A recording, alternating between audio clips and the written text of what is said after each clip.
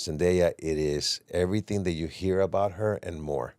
When you have somebody like with her talent, that's just like you said, just bounce back and forth, and she goes up, I go up, or I go down, she comes down within the scene without changing a word, is a beautiful thing. If I had a photo of you in Mexico, would you say it wasn't you? I'd have to see the photo then. I don't have it. So it's a hypothetical. So you guys can lie to me, but I can't lie to you. Correct. That seems... Stepping into the world of Euphoria. Such a dark, figuring itself out show with all these characters. What was your impression when you first got on set? Well, I was blown away. First of all, the way that they welcomed me from Zendaya all the way. Every person there was so welcoming that it felt like I was part of the show from the get-go. That's how welcoming it was. But working with, like, Zendaya is such a pro. As you saw in the last episode, she could just, on a dime, change. And it was beautiful. And being there in such an iconic show, in such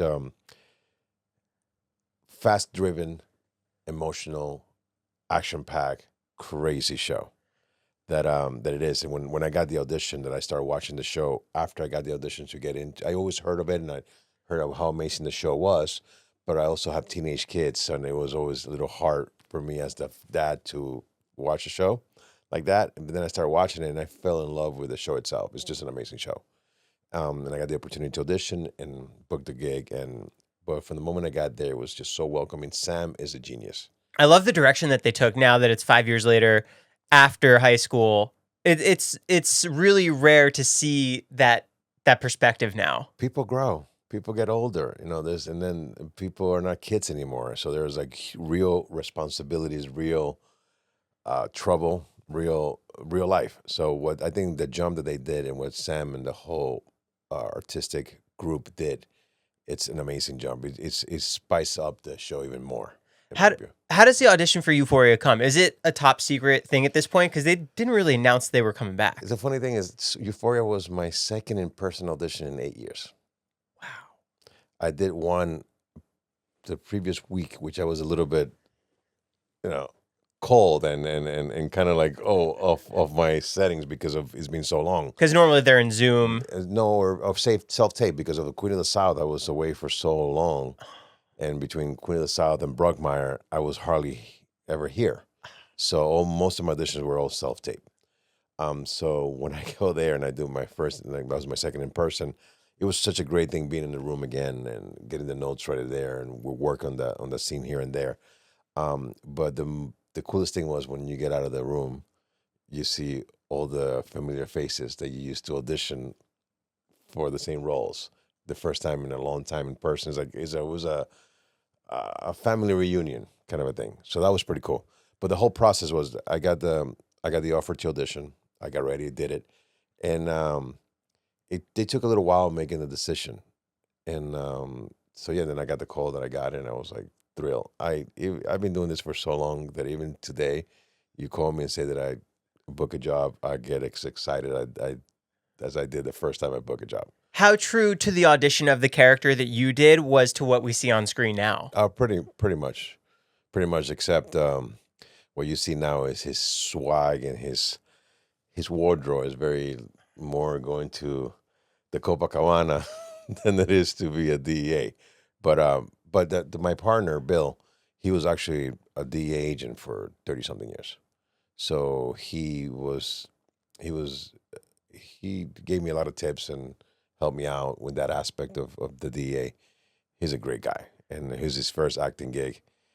He auditioned for it after he was asked because he was the one giving the advice about the DEA of the show, and then it was amazing for him to be able to book it and do as an amazing job as he did. What's it feel like being on that side of the law now? It's interesting. What's more fun? Being a bad guy is always more fun, but I guess it's I don't judge the characters that I ever play. I learned that a long time ago that if you judge, you're not doing a service to your character you play. So from all the characters, all the bad guys that I played before, playing a good guy, we all have the good and bad inside of us. So it's just one step over the line, maybe one way to put it. But it was fun. I love acting. Acting is acting for me, and But this side of the law is fun because I guess in my mind I have a inside mind of how they think because I played it so long. What is it like when you have a scene partner like Zendaya and you get to bounce off your lines with her? It's mind blowing. It's so easy. The word is easy. When you have somebody like with her talent, that's just like you said, just bounce back and forth, and she goes up, I go up, or I go down, she comes down within the scene without changing a word is a beautiful thing. I could compare her to Mary Louise Parker in that sense. She could definitely be toe to toe with the best of the best. Zendaya, it is everything that you hear about her and more. That woman is so talented and such a beautiful soul too. She's very quiet and funny, but a pro. Through and through, a pro. How word perfect is a show like Euphoria? Do you get to improv much when you're acting? Not so much. Sam will change things on the fly if something is not working. Oh, in the middle of shooting. Sometimes, yeah, because he also wrote it, so he doesn't have to. He will joke around. One time I heard him say, "Oh, the writer's going to be upset." And he's the writer. He's the writer. So it's like, as a joke.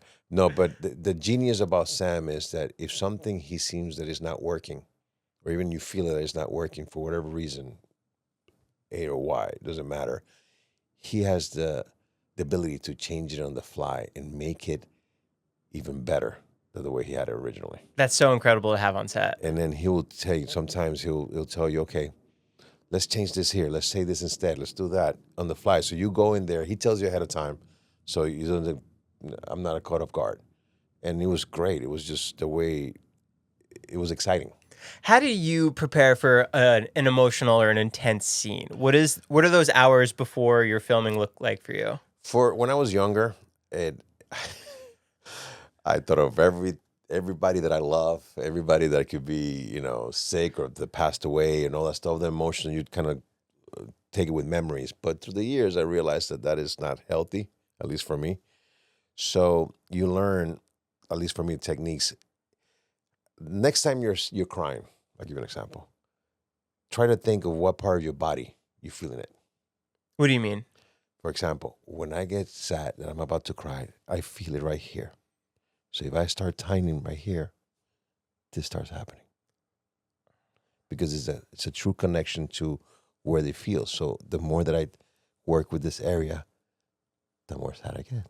That's how you channel it. The sentiment is real, obviously, but how many times can I think about something bad happening to a loved one? It damages you. It damages your soul. So you learn in that through experience. And it was a great director, friend of mine in Dominican Republic that taught me that trick. And that I use it a lot. But that doesn't mean that I'm not quiet and I'm in my space. But I am very known to pull pranks and mess around right through the moment that they say action. There's an unofficial open war with the camera department and me as a joke. Like I will mess with them as much as they mess with me, and we'll just have a blast. And every production that I'm in, somehow we always fall into that goofing around. But if you're the focus puller, I will go to you right before I go in. I go, move your focus. And I'll stop for a second. And I go from this joking around to an intense moment because I already did my work. I did my homework. And, I learned my lines. I know everything because you've been there before me and you're going to be there after me. So the least I could do is just do my job and make sure you get home early enough. But yeah. When you're learning a long dialogue like that, do you look at it weeks and then days and then the night before and then the morning of? Yes, I like when I get a project, or even for an audition, or even if I got the job and already I got the script, I read the script a couple times. Oh, just to get that muscle memory going. Just read it. Just read it and don't fight the urge to start working on it right now. You have to understand what's happening as a context of the show or the movie. Try to read it a couple times. Have you done that your whole career? Through the years, but I'm dyslexic, so I had to read more to be able to memorize. And because it was hard for me reading in what's going on, so I had to do it more and more and more. And it got to the point that I know that we're going sidetrack, but about reading it like that. When I was in high school, a teacher gave me the biggest trick in the world as a dyslexic. He recognized that I was dyslexic because his son was dyslexic. And I was kept it quiet, and I was like ashamed of being, I thought it was, I can't read what's going on. He said, just read the first two and the last two letters of the word, and your brain will connect the rest. wow. And if it doesn't make sense, then go back and read it again. And I saw, years later, actually a page where you just said, read this. And I read it, and I said, now go back and actually see the words. And all the letters in the middle of the words were all turn around, mix it around. So your brain literally, the first and the last part of the word, and then in between, the brain is a beautiful thing. So doing that, I read it a lot. I had to read it more and more and more to be able to memorize it. Now, because of that and the years doing it, I could memorize things pretty quickly. And somehow, when I start reading a character, the voice, after the third time going around, now that I'm more thinking of the character, the voice comes out. It's a weird thing. And then you're like, okay, maybe this works, maybe it doesn't. But the more I do it, and then my last thing to seal the lines in the character is that I start saying the lines as I'm running or doing the dishes or doing anything physical. Let him live in the world you're in. And not only that, and then somehow this was taught to me by an old actor years ago. Do it physical, do laundry, do whatever, because the lines will then become part of your muscle. It just becomes part of you. Were you doing that on Queen of the South? Oh, yeah. Oh, everything, yeah. Queen of the South was one of the most fun experiences of my life. I miss it. I wish, let's bring it back. Let's bring it back. So if there was a spinoff, you would want to be part of it? Oh, my God, I'm in, for sure. The pandemic hurt us. We could have at least one or two more seasons and potentially a spinoff of Pote. But the pandemic kind of killed everything. And was there conversation for a spinoff? there was always a conversation. There's always like, and it would have been amazing to have Pote in his own world. But it's never too late. You know, there's a lot of reboots coming, so you never know what could happen. But that said, it was, for Queen of the South, for Brockmire, for anything that I've done, it's try to do something physical with it. Otherwise, it's just words. And you could tell when it's just saying the words instead of living it. Right. For the iconic look of Pote. Funny thing is, the look, originally how the creators wanted it was like me, like this, with the beard. Full beard. Full beard. And the loose curly hair. Was that your original audition? That's how you came in looking like it? Yeah, it was just like kind of like, it was shorter beard, but it was something. What I did, I remember going back to the audition. In the paper, it said that Pote had an triple 4X Taylor Swift T-shirt because something happened that he escaped and he was in his underwear, so he grabbed the shirt from hanging and put it on. So I went to Hollywood Boulevard to every store looking for a Taylor Swift shirt. Nobody had it, and they were looking at me kind of weird, like, "What are you?" So I had it made. I went to and I took a picture, made it, and I auditioned on that, and that helped me a lot with the audition. But the look itself, when we were about to start shooting the pilot, growing up in the Dominican Republic, we used to get a lot of Mexican films, and all the Mexican films from back in the day, from the 80s.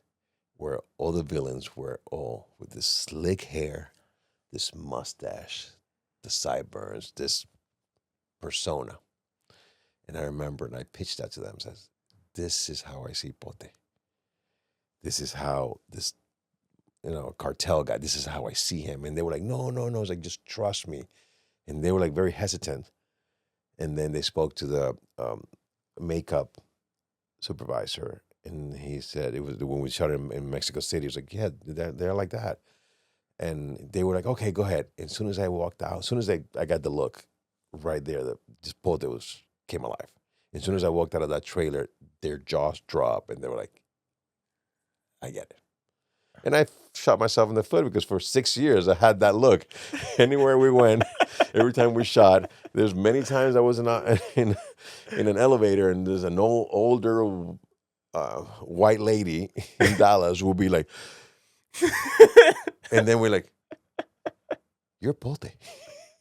Which was hilarious. So that was 100% all your hair, all real. All real.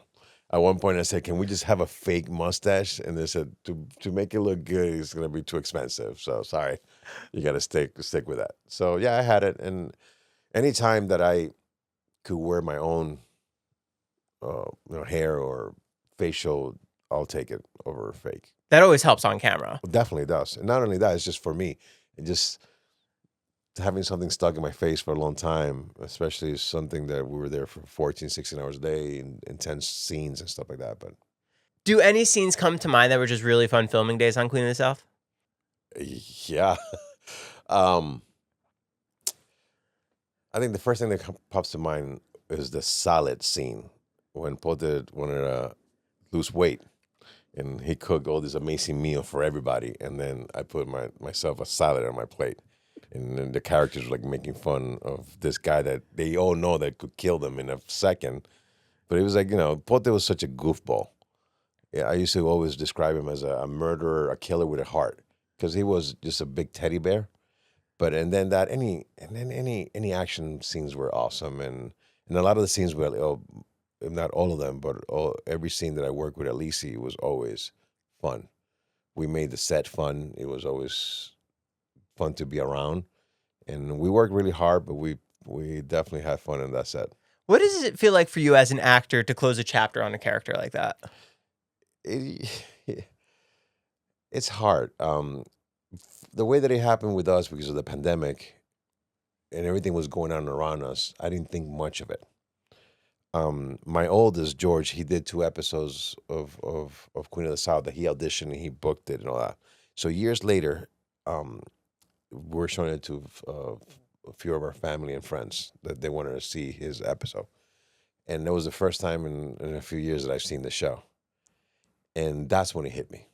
When I rewatched that 2 episodes, that flood of memories came back. It's like, wow. And I felt heartbroken that he was over. And that was like 3 or 4 years after we were done. And but it's hard. It's hard, especially when you have so much fun and so many memories and so many years of your life, because that was my second family. I spent so much time with them, more than I did with my own family at times. So it's hard. Did Pote ever bleed into the real world for you? I made a conscious decision to always leave it at the door. So once you walk off set, I left it. That's why I think one of the ways that I used to be able to do that is being a goofball. And knowing this is just, I'm having fun. This is a role. This is a role. This is not who I am. Especially when at the time my oldest was 4 years old. And I would come home every weekend when we were on the time that we were filming. I will shoot all night on Friday, jump in a plane to come to LA, be home for one day, fly back on Sunday at 5 o'clock to be a 5 a.m. call. Oh, wow.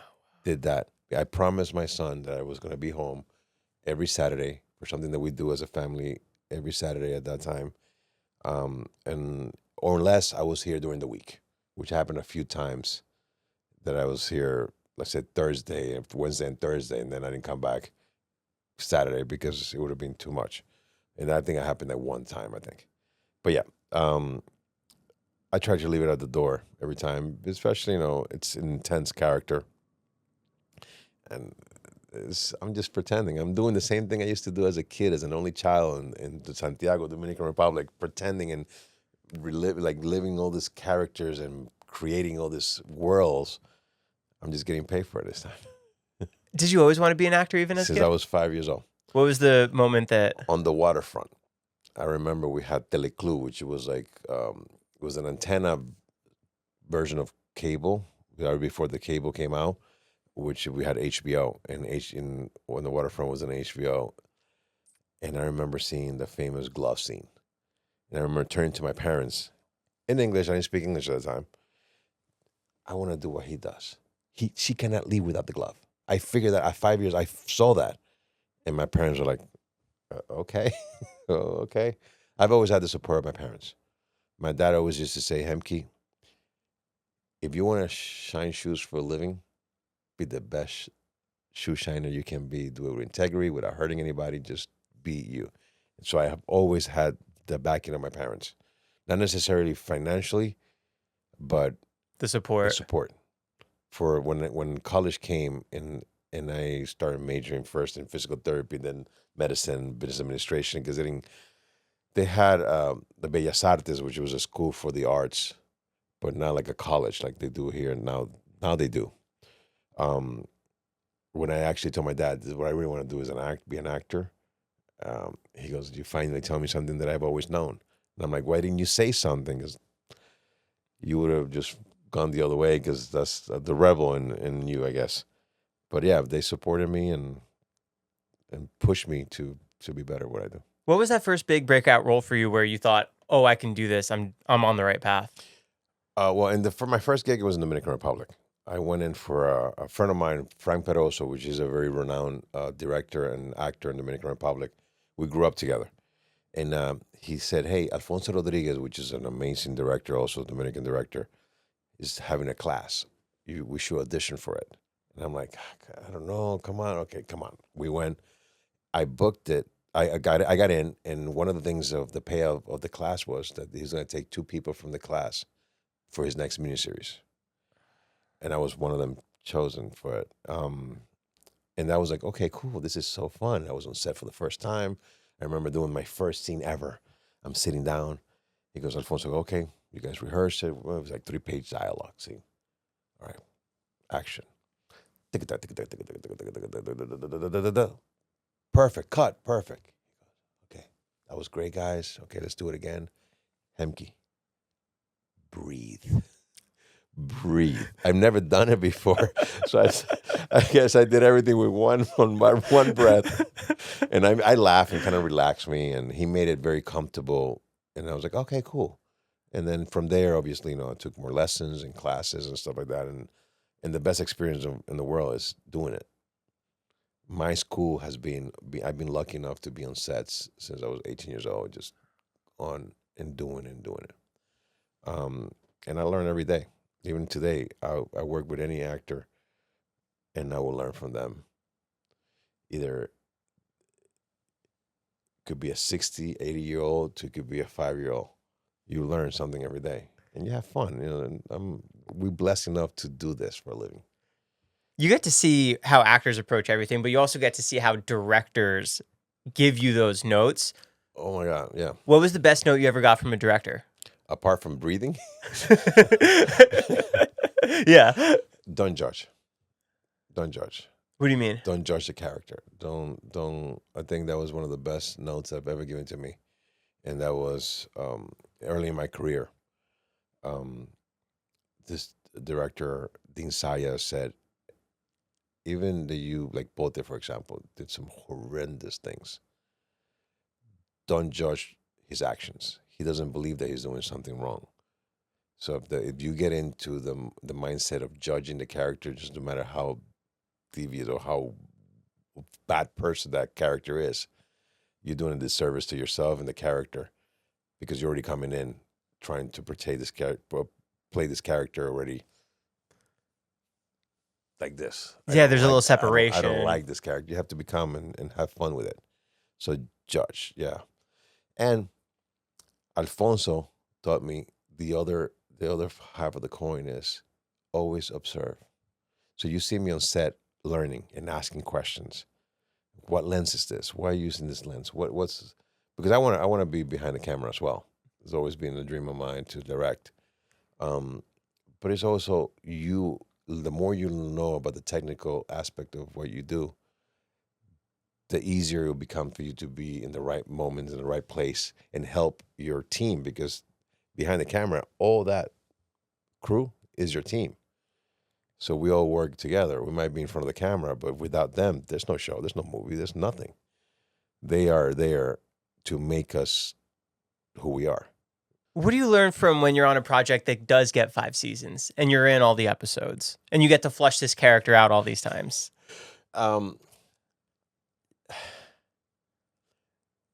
Keep it relevant and fun. To the script of what it is? Script of what it is and what you're doing. Because if doing the character for so long, it could just become doing doing him again. Is this guy that kills people, this guy that does this, but you have to make it fun and young every time, and have fun. Mainly, it's just have fun. I tell every person that's starting in this business, you're blessed enough to do what you do. Have fun. You should have fun in anywhere, any job that you do. Some are more fun than others, but just have fun and make it. Otherwise, you'll get bored, and if you get bored, it's gonna be seen. Right. The camera will see it, and your job is to entertain this audience for those 45 minutes to an hour, to 20, from 22 to an hour. That's your job, to entertain them, to make them forget whatever they're going through, to just forget about the world and enjoy whatever is happening in front of them. What's it like when you get to reprise a role, like on The Mandalorian?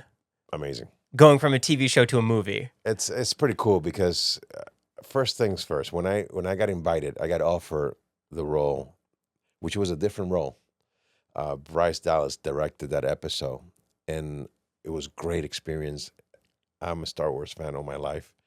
Going to set, I'm like, Does it feel massive? oh yeah, oh yeah. And then I remember just being like, okay. What's the most mind-blowing thing? Is it just like the giant screen? From that, or you just see an Empire soldier walking by, and you're like, with their gun? you're like, okay. But then when I did that episode, I get a call like a month later. Say, Hemky, they loved you so much. Unfortunately, you never want to hear that as an actor. They had to replace your character for a droid because it was droid heavy episode.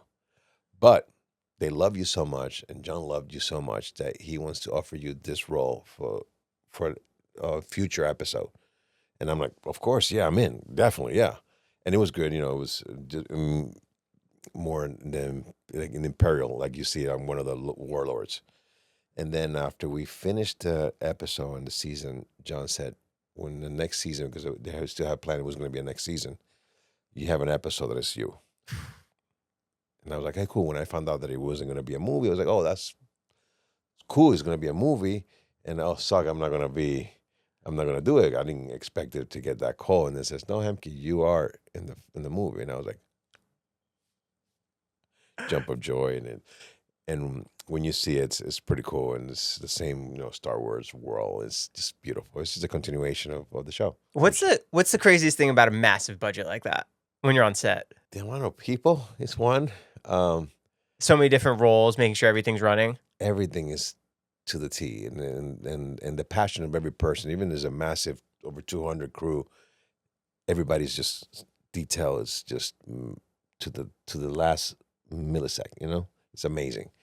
But it's just a massive amount of people, and the sets are humongous, and you see, it's hard to put in words, and I just other than just say, wow.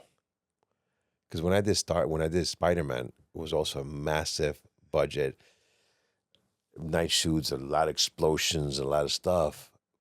But it was also the same thing. You have a bunch of people making sure everything is there, everything is right. Do you ever almost blank out when it gets silent and it's about to be your lines and everyone's just staring at you?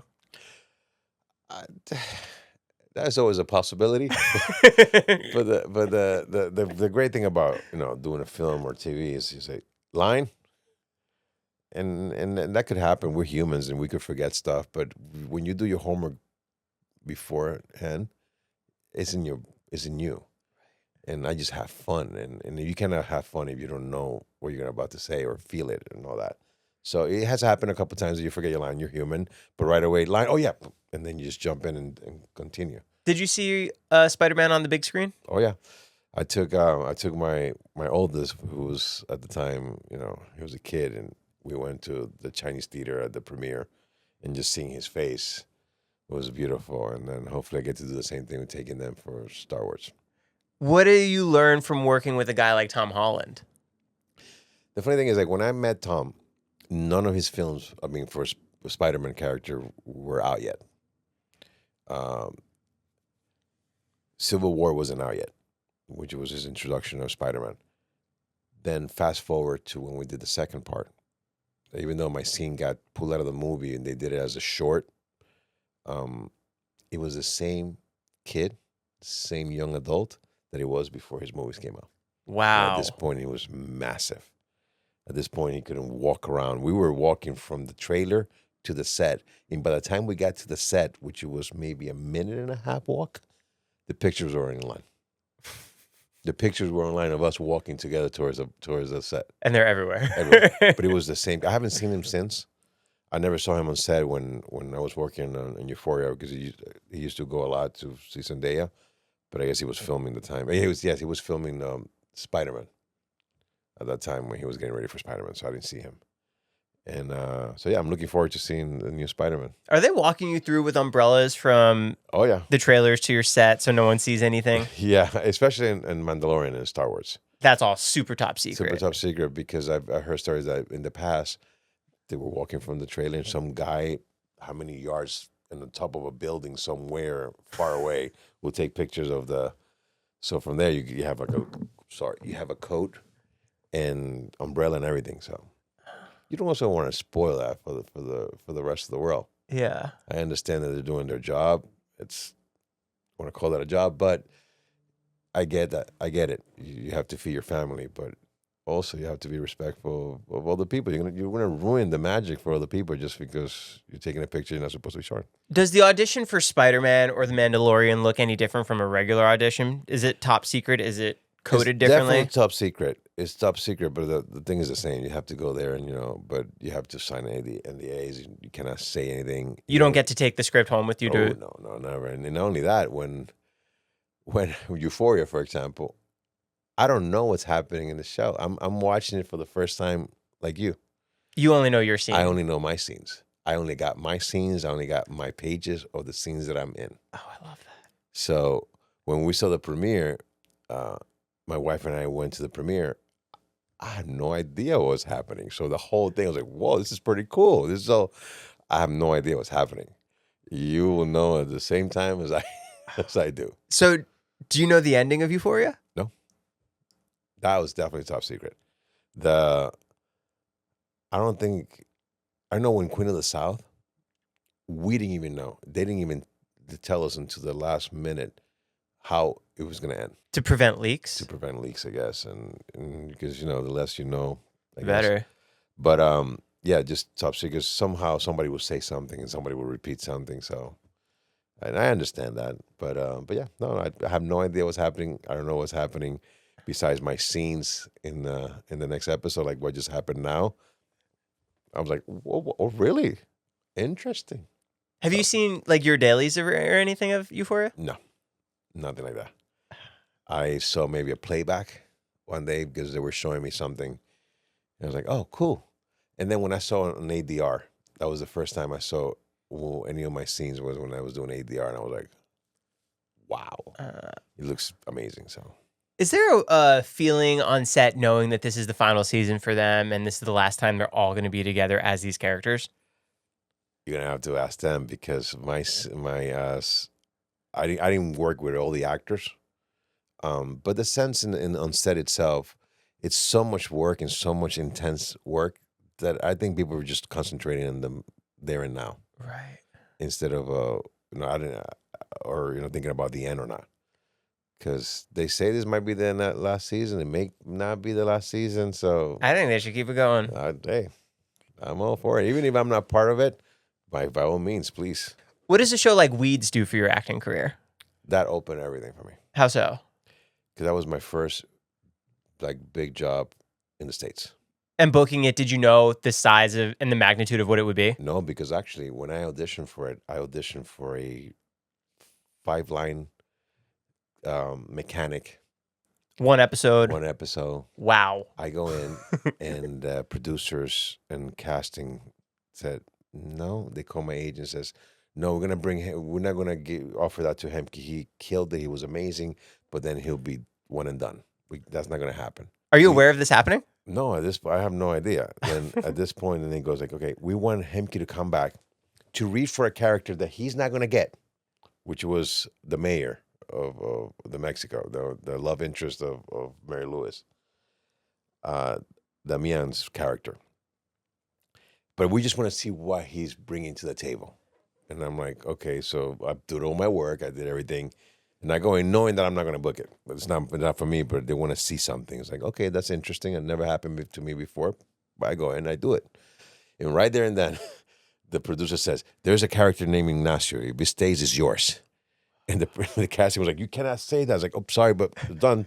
So just so you know, I walked out of there. I was like, Do I have that? oh, what's going on?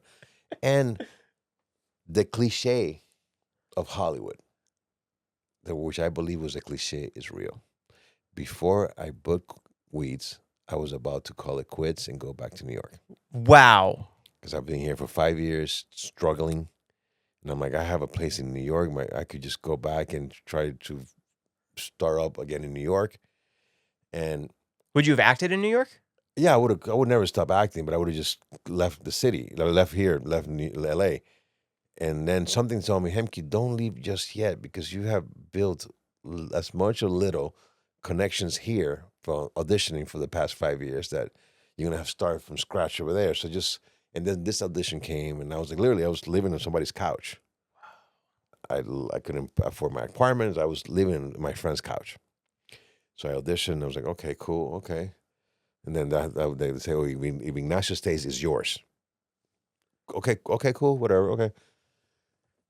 It was mine to say it was going to be only a 2-episode arc. And that was going to be, okay, cool. So we start filming my first episode. We film it. Okay. The next week I come in. And there's the famous scene when I ask Elizabeth Perkins' character to give me kung pao chicken. And, I show her my gun, and she goes, guns and flowers and guns. Flowers would be nice. And I blow her a kiss as she's taking the money. And in character, it threw her off. It just came organic as the character of Ignacio. And one by one of the crew was like, you just wrote yourself the rest of the season. I'm like, what are we talking about? True, they wrote me for a 3rd episode. And that episode is the whole episode when Mary Louise Parker kind of discovered the hole and all that stuff. And in that, I just came, I was doing plays in New York, and I know she's a big stage actress. So we were doing her scene, and that was what I mentioned earlier about Zendaya. She will go up, I will follow her, I will come down, she will come down, we did the same scene, and another take, we do it again. And you see her eyes light up, and I'm like, okay, cool. End of the scene, turns around, walks off the stage, of the sound stage. And I'm like, ooh, I guess I misread this because she's mad. She just walked off. She comes back 5 minutes later and says, I told the writers I want more of you.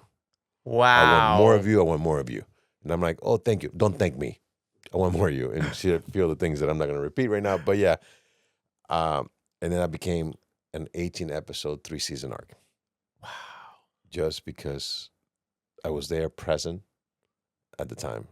And then just the way you carry yourself on set, the way that you do your job. But I think the way that somebody carries themselves on set tells a lot about the person, and the person will see how they could work with that person.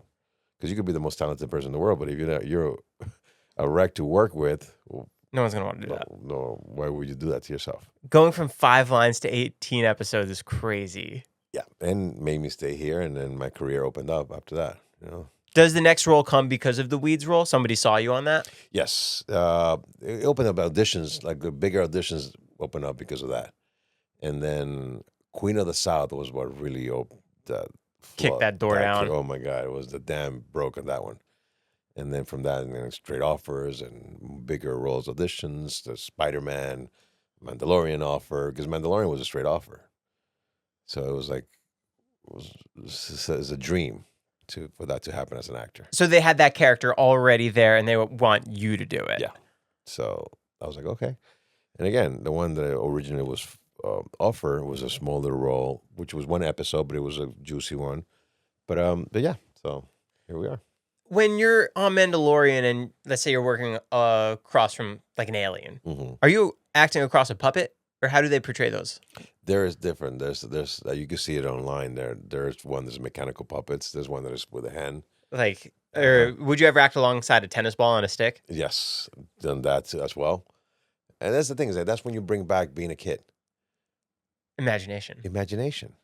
As a kid, I would imagine the monsters that I was fighting. I would imagine the people that I was, doing this scene. I'm an only child, so it's not have that much for somebody to be playing with as much as You've been doing this your whole life. my whole life. So I was like, oh, okay, that's what I say. I get blessed enough to get paid for this. I don't call.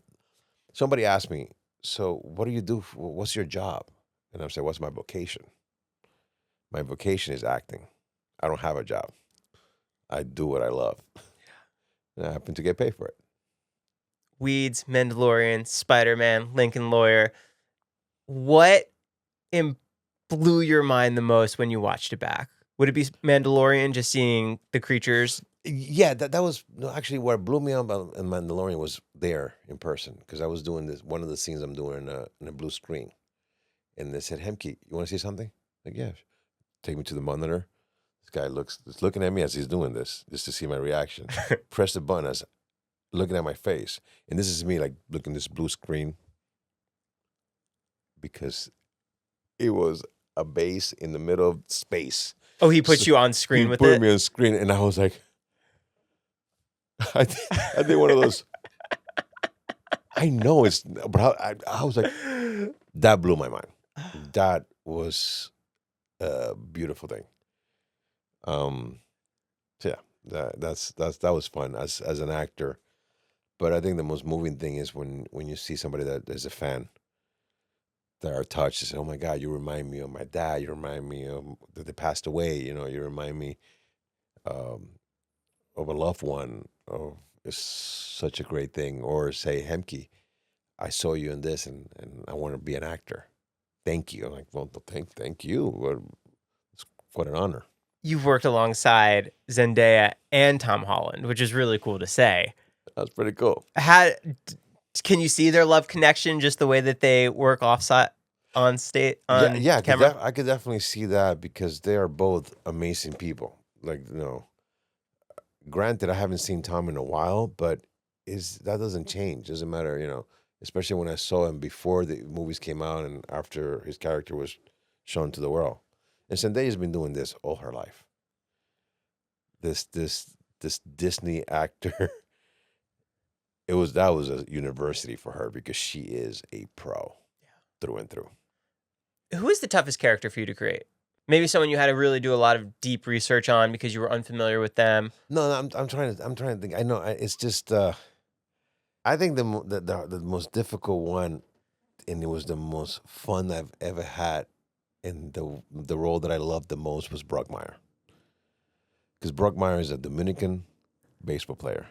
So I think the hard part for me was being more me than playing somebody else. Parts of you had to be on screen there. That was me. All the goofing around, all that stuff, all that crazy, that was Hemky. Because on paper it was totally different than where it came out as Uribe. But if you haven't seen it, I highly recommend it. It's dirty. Hank Azaria kills her. Amanda P's amazing. And I believe it's on Netflix right now. It was on Hulu for a while, but I think it might be on Netflix right now. I think it was because it was more closer to me being me. It kind of felt weird being on camera. But doing research, every time for all the 5 seasons of Queen of the South, every time we went back from the hiatus, you see me doing documentary research and reading about cartels again. Even though that I played the guy, it's like a refreshment. And I did a lot of that before we started Queen of the South. Sometimes the real life situations will come over to the screen. So like on Sons of Anarchy, the Hells Angels would reach out to actors and have them come to their chapter. Did anything ever happen like that on Queen of the South? No, nothing like that. I got a couple of times that says, so you Pote, huh? And I'm like, yeah, that's me. But I could tell you one story about Pote. We were filming the pilot in Mexico City. And it was after the rape scene. And we're shooting this in like a project in Mexico City. And I was wrapped. And I was dressed up full on Pote.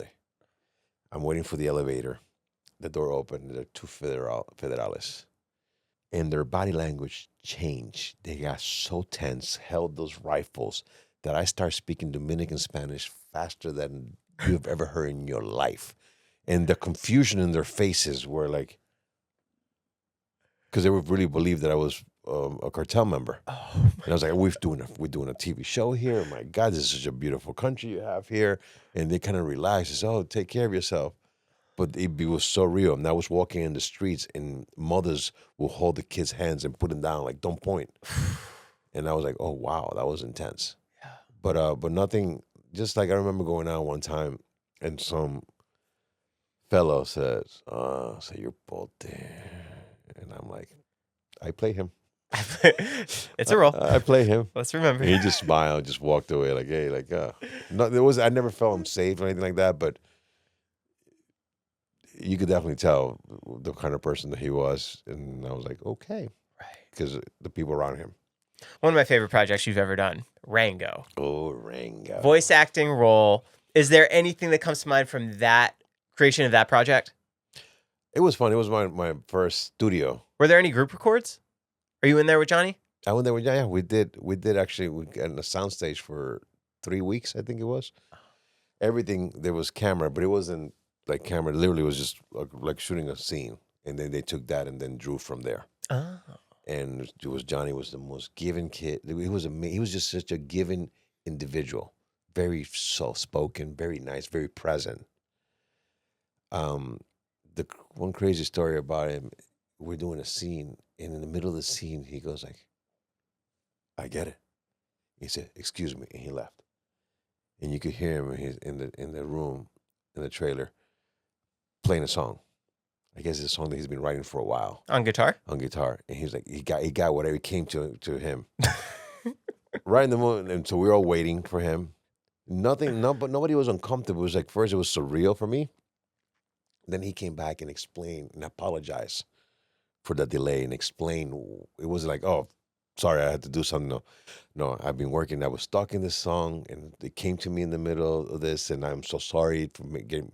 And we're like, okay, so we felt part of the process, and then went back into it. And it was just amazing to work with him. It's so crazy because he had in one ear music. I guess I find out that he does that in all his roles. And then the other one, the lines. So somebody's reading, then has the way you would never know that somebody's feeding the lines. Oh, there's earbuds in? And yeah, like little, very almost invisible ones. And his music, constant music, so he moves to the beat of whatever character he's playing. He was doing that even on Rango? Yeah. Wow. And Rango was like, what's going on there? And then somebody told, oh, that's somebody's feeding the lines. And the other, okay, why two? He can hear us. Oh, no, the other one, he can hear you. The other one is music.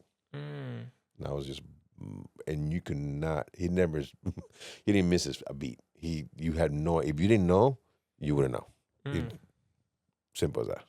When you were doing research for Queen of the South, what would you look at exactly? Are you just watching? Every documentary that you can imagine about cartels and hitmen. So not biopics, more documentary. Documentaries, yeah, documentaries. The real stuff. The real stuff. Because, I didn't want to copy another actor's work, And remember, this comes from a soap opera from a book, turned into soap opera, turned into the American show. The character of Pote in the soap opera is totally different. It's more comedic. It's more buffoon. I wanted him to be more, like I told you, like the old movies I used to watch as a kid. And then little by little, it became also, because there's a contrast of having Pote having this face to do goofy stuff, because they all do. We are humans. Doesn't matter how bad of a person you are, you still have your moments of being funny, because we're just humans. So that's that mixture between both. It was a great thing to do. Where do you think Pote would be today? Somewhere in Europe, hiding, with his daughter and wife. Is that where you would want the spinoff to live? That would be awesome. And then something would happen. I have ideas. Something would happen to bring me back, to go the old ways.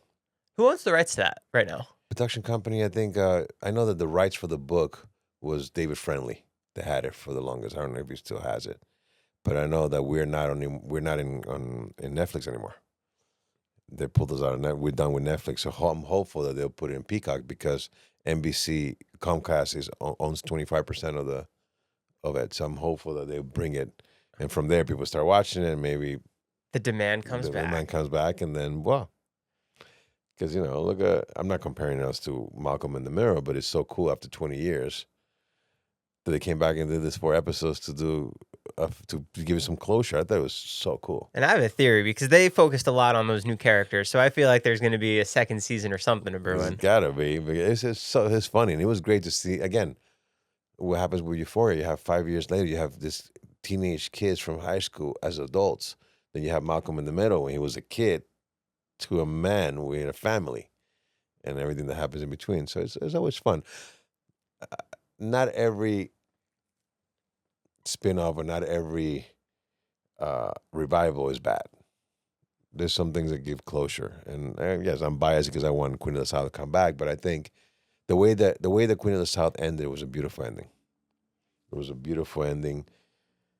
In the book, Pote dies, and I asked for them to kill me, and they said no because they had plans for the potential spin-off and more seasons and stuff like that. But hey, I'll take it. When did you realize he was such a beloved character? Was it when you're reading the script or once the show comes out and you see the fan reaction? After the show came out, because the first season it was weird because you only see my character like in the first 3 episodes and then towards the end of the first season. But that wasn't how we shot it.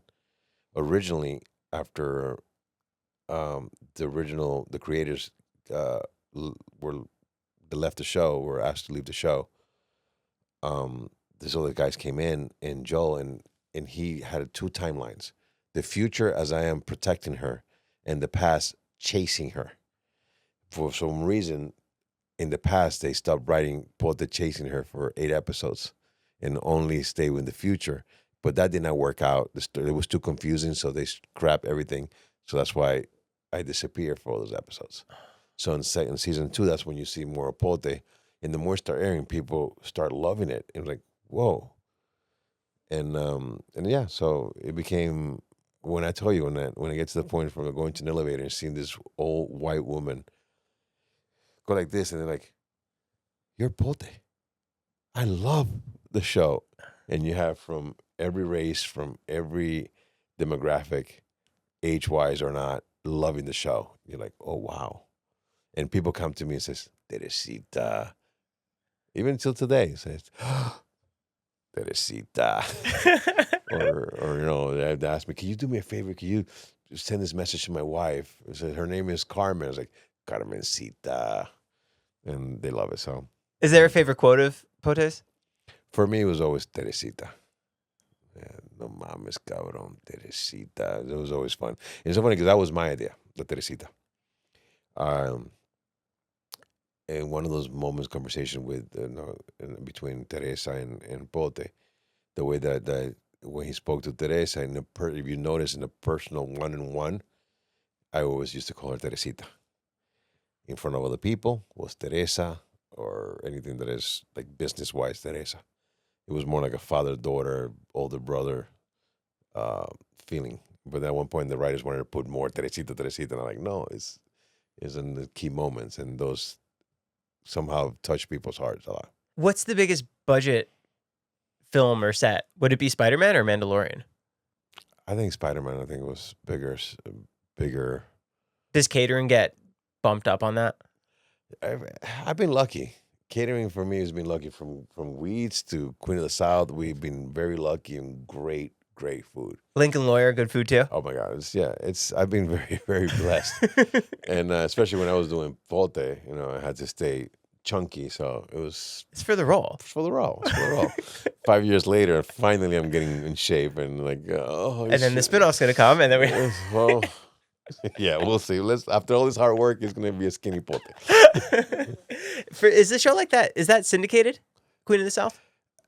No, right? Because it's 5 seasons. That doesn't syndication for that because we went to Netflix. Oh, Netflix had the rights for 5 years. That's why I think it ends right now, or 3 years they had it, or 5 years. Because they licensed that out. They licensed it out, yeah. So now I don't know. Right now I don't know where the show is even. I don't think they're showing it anywhere right now. Is there residuals on that when it gets licensed out, or is that separate? You get a residual, but it's very minimum. It's Not like not what it used to be. Not for like networking or anything like that. Right. Would Weeds have been, or is that HBO? So that's different That's too. Showtime. I used to get like paychecks. They're smaller now, but every time they air, like international and stuff like that. But yeah, the whole streaming thing is the whole thing that we had part of the strike. Yeah. Is because there's no look. I am not complaining of what I make. I make well. I do very well, but they're staying with all the money versus us. Right. So it's like, okay, back in the day they had money too, but they also they pass it along for everybody. So that's the whole thing that we part of the not just the AI, but just we don't get residuals anymore. So that's why Ben Affleck and Matt have their studio. Matt, but they did it, and how they did it for their movie in Netflix. They said no. Yeah, the whole crew gets paid, The right? whole crew gets paid. Ron Perlman did that too. If we do it, then and it was like that mentality of residuals. No, don't give me the whole. No, let's give it to everybody accordingly, how deservedly so. Have you worked on a project like that yet? No, not yet. Looking forward to it though. Not just only for me. Again, it's just I'm blessed enough that I make a good living. And I'm lucky enough to have food on my plate. So, but it's what's fair is fair for the rest of them. How many projects are you part of now that you can't talk about? A few. Which ones? Leak them. I wish I could, but I tell you what, I'll make you a deal. You'll come back? I'll come back. Please. This has been awesome. Thanks so much for talking. Thank you for having me. So, Mandalorian comes out May 22nd. in theaters. Yeah, only in theaters for now. That premiere is going to be massive. Yes, let's get the kids there. That's going to be really cool. Yeah, that's going to be awesome. You know, actually, it's so funny. Before I go, Play Dirty with Mark Wahlberg. That was such an amazing experience. We filmed it in Australia. And we were flying to Texas last week with the boys and I look over, and my oldest is watching Play Dirty on the plane. And when I came out on screen, that teenage dude became that boy again. That's my dad. So happy, and I was like, that thing for me. That's one of the moments that you could tell. Seeing his pride, it just hit me right in the heart. I was like, oh wow. Then afterwards, like, it was cool again. It was like, hey. Do your kids get blown away at what you do? And they've been coming to sets all their lives, so it's kind of just their life. They're used. A quick story: when I did From Dusk Till Dawn, the show, I turned into I'm a vampire, and the process of turning me into a vampire were hours, like 5 hours, 6 hours in the chair. So I was doing every stage of the transformation, so I could show George, my son, how Daddy became a vampire. And I sent the final picture to my wife, Jessie. And George was walking around. I was like, oh, that's Dad as a vampire. He was not phased. Even now, when my youngest, who's 8 years old, and we're watching anything, it says, it's not real. And even before I say anything now, he goes, Dad, I know, it's not real. Just, yeah, they're not phased at all. Yeah. So, can you think of any Easter eggs on set of Queen of the South? Nothing that I can tell. Okay. Guys, go watch Euphoria every Sunday night. Every Sunday night, yes. It's more than, I hope you enjoyed yesterday's episode, and it's going to be some good stuff this season, so please watch it. I'm excited to see it. Awesome. Thanks for coming back. Thank you for having me. Well, see you guys. That was great.